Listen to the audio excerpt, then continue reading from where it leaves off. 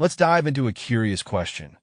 Why do some people seem to effortlessly say no, while others end up buried under a pile of yes they never wanted? Are you someone who struggles to draw the line? Or do you find it natural to set your boundaries?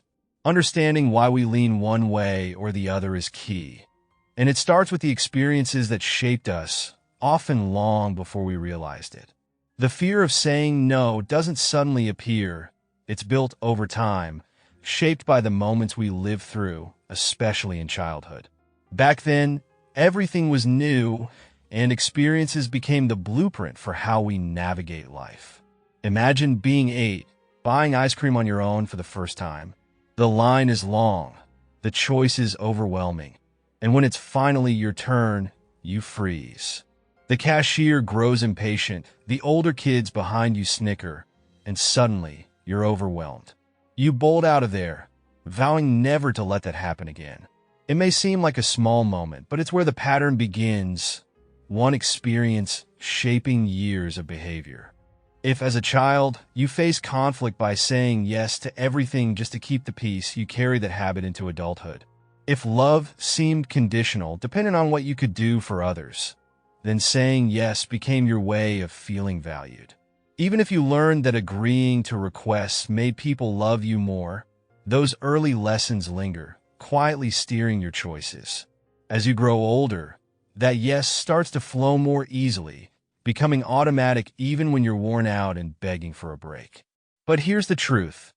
People don't appreciate you more because of how often you agree to things. Genuine connection doesn't stem from self-sacrifice. The real you, the one that shows up honestly and authentically, is who people will remember, not the person who says yes to every request. The fear of disappointing others can lead you down two paths. Constantly agreeing to things you don't want or creating excuses that eventually catch up with you. But successful people? They know how to say no, and it doesn't weigh on them like it might on others. Research shows that those who can easily refuse tend to respond swiftly to messages and requests. They don't hesitate. They don't agonize over the perfect response. They just act. For them, being liked isn't the priority. Their worth isn't tied to what they can offer others, and they refuse to be swayed by opinions that shift based on favors granted. Yet, let's not pretend extremes don't have their pitfalls.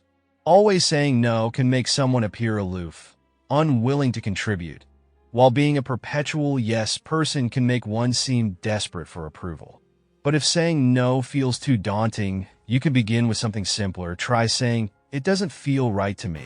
It's not about rejecting everything outright. It's about starting with small steps. A project you're not passionate about, a social event you're not in the mood for, even a dinner choice you'd rather avoid. Simply say, "It doesn't feel right to me." It's a gentle way to introduce boundaries without feeling like you're letting someone down or making waves. Go ahead, say it out loud with me. It doesn't feel right to me. It's about creating a habit of listening to your own needs and setting boundaries in a way that feels manageable.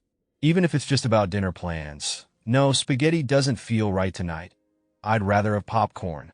Take small steps and let yourself grow at your own pace. Bit by bit, you'll find the courage to speak up for yourself, to honor your own boundaries without guilt. We're all finding our way there, and the journey is yours to shape.